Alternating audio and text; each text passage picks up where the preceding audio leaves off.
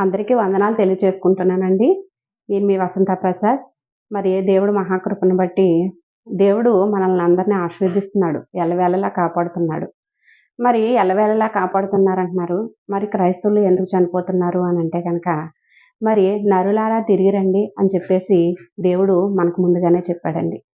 ఈ లోకము ఒక యాత్ర లాంటిదని, ఒక ప్రయాణం లాంటిదని మనందరికీ తెలుసు.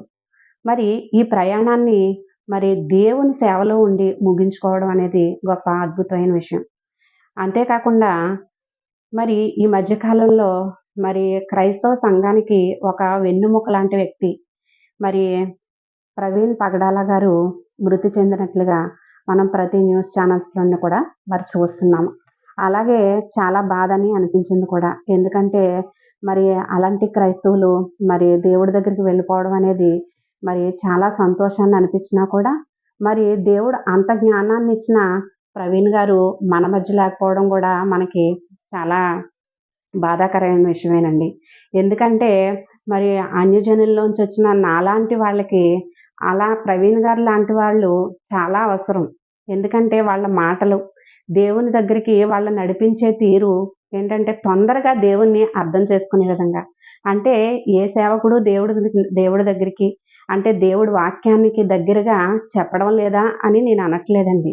ఎందుకు అనంటే ఉయ్ మతం ఆయన అంటున్నారు కదా! మతం మనిషిని సృష్టించింది కానీ మనిషి మతాన్ని సృష్టించాడు గానీ, మరి మతం మనిషిని సృష్టించలేదు అని చెప్పేసి అంటున్నారు. ఆయనే అంటున్నారండి. ఆయన మెసేజ్‌లు విన్నప్పుడు. నిజానికి ఆయన చనిపోయే వరకు కూడా అతని మెసేజ్‌లు నేను వినలేదు. కానీ విన్న తర్వాత చాలా బాధని అనిపించిందండి. మరి దేవుడు వాళ్ళ కుటుంబానికి కూడా ఓదార్పుని, సమాధానాన్ని ఇవ్వాలని నేను మనస్ఫూర్తిగా కోరుకుంటున్నాను. అంతేకాకుండా సేవకుని కొరకు పోరాడుతున్నాము అనేసి అనేక మంది అంటున్నారు. నిజమే. కానీ ఆ సేవకుడు ఉన్నంత సేపు కూడా ఏం పోరాటం చేశాడు? అతని ఉద్దేశాలేంటి? దేవుని నీడలో ఉండి అతను ఏమేమి చెయ్యాలనుకున్నాడు? ఈ సమాజాన్ని ఎలాగా దేవుని ప్రేమలో నడిపించాలనుకున్నాడు? అతని ఉద్దేశాలు, అతని మార్గాలు ఎలా ఉన్నాయి? అని చెప్పేసి అంతగా మంచి మార్గాలు ఉండబట్టే హతసాక్షిగా దేవుడు అతన్ని తీసుకువెళ్ళాడు కదా! అటువంటి హతసాక్షులుగా అనేక మంది సేవకులు ఉండాలి కదా! అనే ఆలోచన కూడా సేవకులకు కూడా ఉండాలి అని నేనైతే అనుకుంటున్నానండి. నిజానికి చెప్పాలి అనంటే ఏ భర్తనైనా ఒక్క మాట ఎవరైనా అంటే గనక ఆ భార్య చాలా రియాక్ట్ అయ్యి నన్నన్నా పడతాను, నా భర్తనంటే మట్టుకు నేను ఎంత మాత్రము పడను అని చెప్పేసి ప్రతి స్త్రీ కూడా తనలో ఉన్న ఆవేశాన్ని, ఉద్రేక ఉద్రిక్త ఉద్రో ఉద్రేకాన్ని కలిగి ఉంటుందండి. కానీ నిజానికి అటువంటి కోపం, ఉద్రేకం ఉంటే దేవుడు వారిలో ఇంకా నివాసం చేయనట్లే అని కూడా మనం కోపం, ఉద్రేకం మరి పగ ఉండకూడదు అని చెప్పేసి మన బైబిల్ గ్రంథం చెప్పినట్టే. నాకు నిజంగా చెప్పాలి అనంటే ఇన్ని వేల మంది సేవకులవనివ్వండి, విశ్వాసులవనివ్వండి ఇంత పోరాటం చేశారు నా భర్త కొరకు దేవుని పరంగా, దేవుని ప్రేమను బట్టి. మరి అని ఆలోచించినప్పటికీ కూడా కానీ దేవుడు క్షమించమన్నాడు. నేను క్షమిస్తాను. నా భర్తను ఎవరైనా ఒకవేళ నా భర్తను ఏమైనా చేసుంటే గనక నేను క్షమిస్తాను. అంతేకాక నా భర్త ఏదైతే కనుక చేస్తున్నారో పరిచర్య, ఆ పరిచర్యను కూడా నేను కొనసాగిస్తాను అని అంత బాధలో ఉండి కూడా ఒక స్త్రీ చెప్పగలిగింది అనంటే గనక నిజానికి ఆమెను చూసి అనేక మంది స్త్రీలు ఎన్నో నేర్చుకోవాలి. ఎందుకంటే మేము దేవుణ్ణి నమ్ముకుంటున్నాము, మేము ప్రార్థన చేస్తున్నాము అని అనేక స్త్రీలు అంటున్నారు. మాలాంటి వాళ్ళందరూ అంటున్నారు. కానీ ఎందుకంటే నిజంగా దేవుడు మనలో ఉంటే మనకి ఎలాంటి మాటలొస్తాయి? నిన్ను వలే నీ పొరుగువారిని కూడా ప్రేమించు అని దేవుడు చెప్పాడండి. అలాగే నిజంగా దేవుడు మనలో ఉంటే గనక ఒకవేళ మనకెవరైనా ద్రోహం చేశారన్నా కూడా వారి పక్షాన మన మాటలు ఎలా ఉంటాయి అనంటే గనక నిజంగా చెప్పాలంటే ఆవిడ అంత బాధలో ఉండి కూడా మాట్లాడిన మాటలను బట్టి నాకు చాలా ఓ పక్కన బాధ కలిగింది. ఎందుకు ఇంకా క్రైస్తవ స్త్రీలు దేవుణ్ణి నమ్ముకుంటున్నాం అనుకుంటున్నాం గానీ, ఇంకా మార్పు రావాలి మాలో కూడా అని అనిపించింది. అలాగే ఏంటంటే, దేవుడు తనకిచ్చినటువంటి గొప్ప విశ్వాసాన్ని బట్టి చాలా సంతోషం కూడా కలిగిందండి. నిజానికి ఇలాంటి భార్యాభర్తలు సేవలో ఉన్నప్పుడు నిజంగా దేవుడు అనేక మందిని వీళ్ళ ద్వారా నడిపిస్తాడు అని చెప్పేసి నాకైతే అనిపించింది. ఇంకొక మాట కూడా చెప్తున్నాను. ఇప్పటికొచ్చి నా ఛానల్‌లో ఏ సేవకుడిని గాని ఉద్దేశించడం అయితే నేను చేయలేదండి. ఇప్పుడు కూడా నేను చేయట్లేదు. ఇది కూడా నేను దేవుని ప్రేమను బట్టి ఒక సాక్ష్యంగా నేను తెలియచేస్తున్నానండి. నిన్న విజయప్రసాద్ రెడ్డి గారు లైవ్‌లో మాట్లాడారు. ఏంటి అనంటే ఒకవేళ చంపింది ఎవరని తెలిస్తే ఏం చేస్తారు అని ఆ రిపోర్టర్ అడిగినప్పుడు విజయప్రసాద్ రెడ్డి గారు అన్నారు, "ఏవండీ చంపిన వ్యక్తిని ఆ వ్యక్తినే శిక్షించాలి అని న్యాయం జరగాలనుకోవాలి గానండి, ఆ వ్యక్తి క్రైస్తవుడా, హిందువుడా, బౌద్ధుడా, ముస్లిమా అన్నది కాదండి. వ్యక్తికి చాలా తేడా ఉంది" అని చెప్పేసి మరి విజయప్రసాద్ రెడ్డి గారు మాట్లాడడం జరిగిందండి. అంటే ఒకవేళ క్రైస్తవుల్లో మంచివాళ్ళు ఉంటారు, చెడ్డవాళ్ళు ఉంటారు. అలా హిందువుల్లో మంచివాళ్ళు ఉంటారు, చెడ్డవాళ్ళు ఉంటారు. అలా ముస్లిముల్లో మంచివాళ్ళు ఉంటారు, చెడ్డవాళ్ళు ఉంటారు.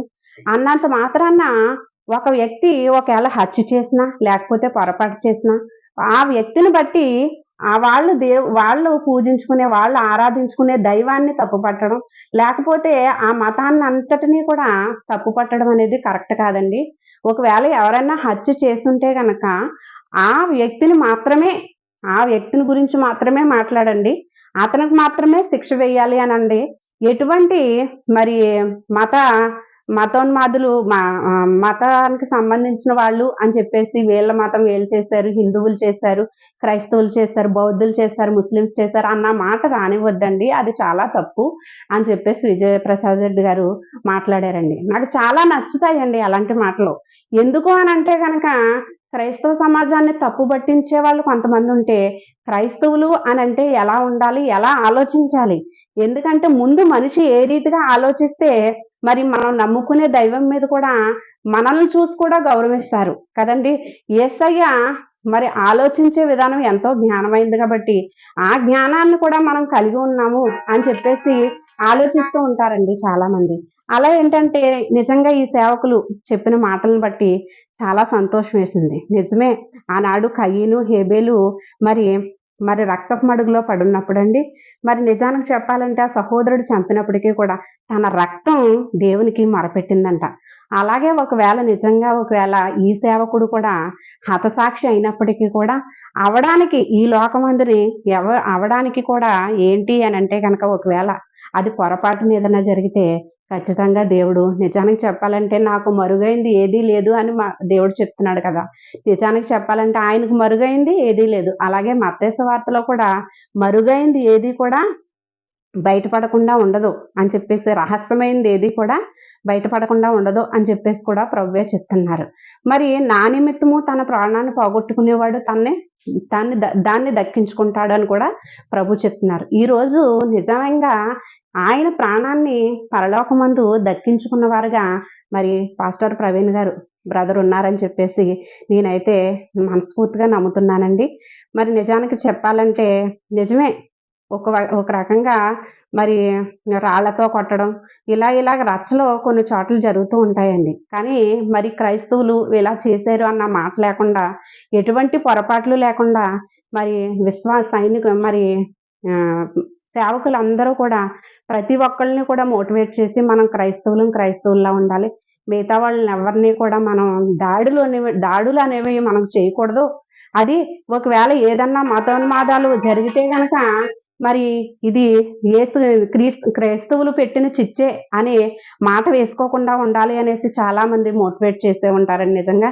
దాన్ని బట్టి నాకు చాలా సంతోషం అనిపించింది. నిజంగా ఆ న్యూస్ చూసినప్పుడు మరో మణిపూర్‌గా కాకూడదు దేవా! అని చెప్పేసి తెలుగు రాష్ట్రాలు అని చెప్పేసి నాకు చాలా బాధ కలిగిందండి. ఏదేమైనప్పటికీ కూడా న్యాయం జరిగించేది దేవుడై ఉన్నాడు. నిజానికి చెప్పాలంటే మనం చేయవలసింది ఏంటి అనంటే గనక చాలామంది చేస్తారేంటంటే వాళ్ళు ఎవరైనా మనకిష్టమైన వాళ్ళు గనక చనిపోయిన తర్వాత నిజంగా ఏంటంటే వాళ్ళకి ఏది ఇష్టమో అది చేస్తూ ఉంటారు. ఇది వాళ్ళకిష్టం అని చెప్పేసి ఆ పనులు చేస్తూ ఉంటారు.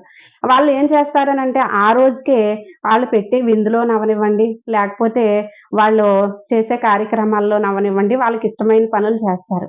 కానీ నిజంగా మనం దేవుడి బిడ్డలం కాబట్టి మనమైతే ఏం చేయాలని నా ఆలోచన ఏముందంటే మరి మన క్రైస్తవ సంఘానికి వెన్నెముక లాంటి సేవకుడు మరి హతసాక్షి అయ్యాడు కాబట్టి మరి ఆయన దేవుడు ఉన్నప్పుడు ఆయన సజీవంగా ఉన్నప్పుడు దేవుడు కొరకు ఏం మాటలు మాట్లాడారు, ఏ వాక్యాన్ని బోధించారు, ఎలా ఉండండి అని చెప్పారు అని చెప్పేసి మనం ఆలోచన చేసి ఆ విధానంలో ఆయన నడిచినట్లయితే గనక మరి పరలోకమందు ఆయన ఆత్మ కూడా నేను ఏ రీతిగా చెప్పొచ్చానో మరి ఉన్నప్పుడు కొంతమంది ఉంటే నేను దేవుని దగ్గరకు వచ్చాక కూడా నా మాటలను బట్టి మారిన వాళ్ళు అనేక మంది ఉన్నారని అతను పరలోకమందు కూడా సంతోషించేవాడుగా ఉంటాడు కదా ప్రవీణ్ అన్న అని చెప్పేసి నా ఉద్దేశంతో నేను మాట్లాడుతున్నానండి. కానీ నిజానికి చెప్పాలని అంటే కనుక ప్రతి విషయంలో కూడా దేవుడు ఎంతగానో సపోర్ట్ ఇస్తున్నాడు ప్రతి ఒక్కరికి కూడా. నిజానికి మరి ప్రవీణ్ గారికి ఇచ్చిన జ్ఞానం ఎంతో గొప్పదండి.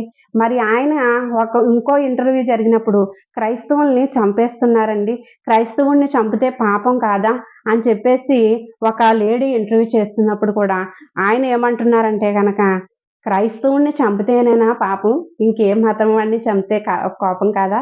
మనిషిని ఇంకొక మనిషి చంపితేనే పాపమమ్మా. కేవలం క్రైస్తవుడిని మాత్రమే చంపితే పాపం అనేది తప్పు. ఏ మనిషిని ఒక మనిషిని ఇంకొక మనిషి చంపితే అది పాపం. అతడు క్రైస్తవుడా ఇంకొక మతస్థుడా అన్నది కాదు. ఒక మనిషిని అన్యాయంగా చంపడమే పాపం కదా అని చెప్పేసి అతను ఎంతో ఉన్నతమైన సమాధానం చెప్పారండి నిజంగా. ఒకవేళ నిజంగా విజయప్రసాద్ రెడ్డి గారు అవనివ్వండి, లేకపోతే మరి కిరణ్ పాల్ గారు అవనివ్వండి, మరి నేను వీళ్ళ మెసేజ్‌లు ఫాలో అవుతూ ఉంటానండి.